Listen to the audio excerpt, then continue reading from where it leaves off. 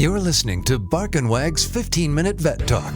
Each week, your host, Polly ReQua, interviews veterinarians and individuals in the pet industry from across the nation answering pet questions. Bark and Wag podcast is produced weekly for your enjoyment, and show notes can be found at barkandwag.com under the podcast tab. That's BARKNWAG.com. Please remember to subscribe to Bark and Wag 15-Minute Vet Talk. Welcome to Bark and Wag 15-Minute Vet Talk. I'm your host, Polly ReQua. Today we're talking to Stacy Pursell, CEO, Global Executive Recruiter for Animal Health and Nutrition, Animal Science, Pet Product Industry, and a Veterinarian Recruiter. Welcome, Stacy. Well, thank you, Polly. I'm excited to be here today. Well, I'm super excited for you to be on the podcast today because I know a ton of my listeners are interested in getting into the pet industry business, and you're the perfect person to tell us how we can do that. So welcome. Well, thank you. So tell us about Vet Recruiter and your role. Okay, sure. I founded the Vet Recruiter in 2004, but I've actually been recruiting in the veterinary and the animal health industry since about 1997, when I was hired by an international executive search and recruiting firm to place people in the consumer packaged goods space.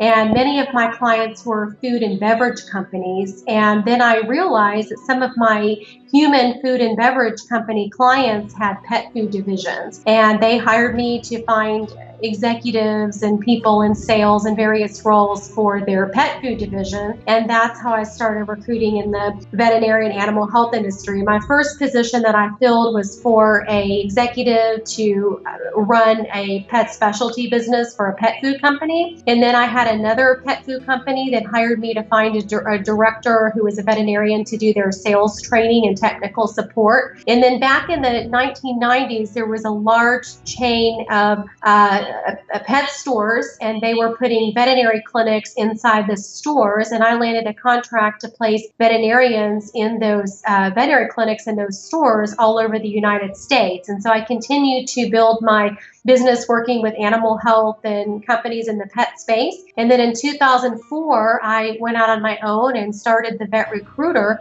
with the focus to provide executive search and recruiting services for the veterinary and animal health and pet industry. So we're a small boutique firm, and we're hired by organizations that work in the animal industry. And we fill all sorts of different types of roles, from board of director members to executives to mid-level placements to people working out in the field. And we handle all sorts of different roles. And I can get to that a little bit later in our podcast. And are you nationwide, or do you just deal regionally? We are nationwide. We work all over the United States, all of the regions, and we also work outside of the United States and Canada, and have handled searches in other parts of the world. For example, Germany, the Philippines, France, and the UK are some of the areas that we've handled executive level placements. And what are some of the hot jobs that clinics or people in the pet industry are looking for? Well, on the pet industry side, it really varies.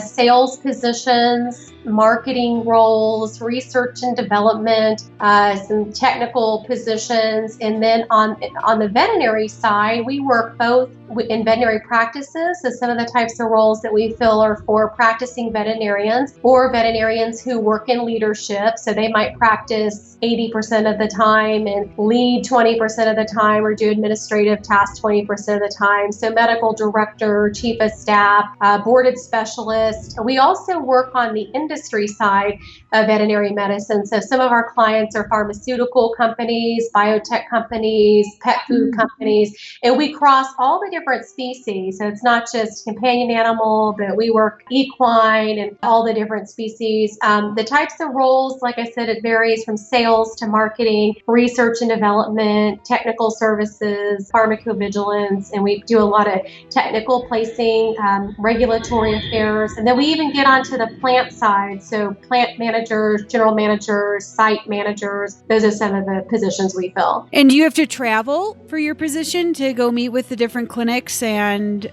companies? I do travel some. Most of my travel is for industry trade shows. So I hit most of the major trade shows that take place throughout the year. I do sometimes travel to individual client companies. Usually it's some of the larger companies that I work with where we do a large amount of placements. But I have traveled more in the last 2 years. My travel has been increasing the last 2 years. And where do you find, are there different states that are really hot in this type of industry? Well, it varies from month to month. I mean, we do a lot of work in Kansas City, California, Florida, the Northeast, Texas. Those are some of the areas where I would say we have a large amount of positions, but it really varies. I mean, we just worked with a client on a sales expansion, and that was focused on the East Coast. So we started in the Southeast and went up to the Northeast, and then we expanded over to Kansas City. Then we filled a position in California. So a lot of it just depends on the project and the client we're working with at the time and what their needs are. It can really vary from different times of the year. Sure. If listeners are interested in any positions on your website, should they send you their resume? On our website, the best thing to do is there's a place under the candidate tab on our website where they can go there and upload their resume.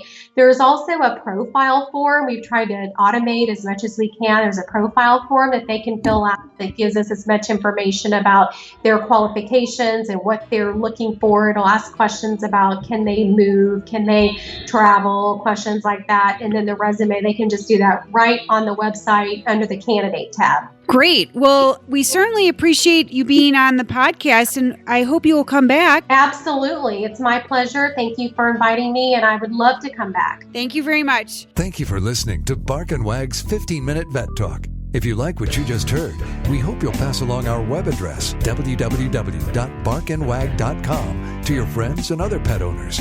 Have a pressing question for a veterinarian? Ask your question at barkandwag.com under the podcast tab. This has been a KFR production. Join us next time for another edition of Bark and Wag's 15-Minute Vet Talk.